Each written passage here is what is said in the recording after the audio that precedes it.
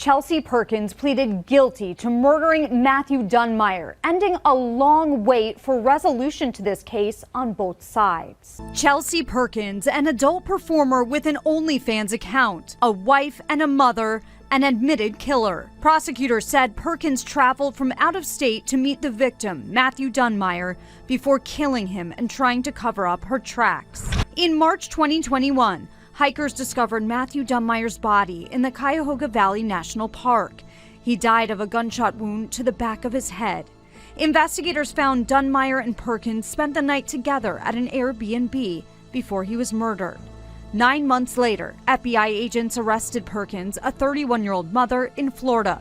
According to prosecutors, she left an evidence trail behind.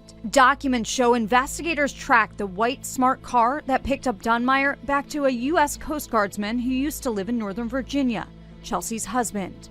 Turnpike records revealed Perkins drove from Ohio to Michigan the same day as the murder to get a tattoo. They said her DNA matched samples taken from Dunmire. This case has faced delays for years. Just over a year ago, Perkins rejected a plea deal. According to court documents, her attorneys were going to argue self-defense.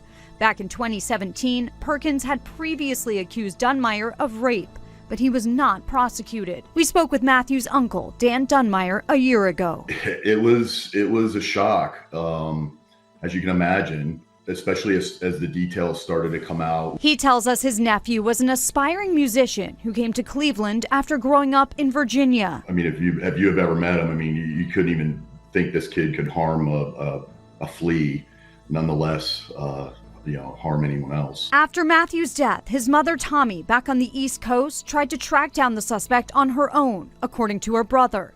But investigators say she shot the wrong woman at a home in Washington, D.C., where she knocked on the front door disguised as a UPS driver. That woman survived, but as police closed in, Tommy took her own life. It was like a movie. It was all so surreal. Losing Matthew and then his mother, 6 months later. I mean, it was.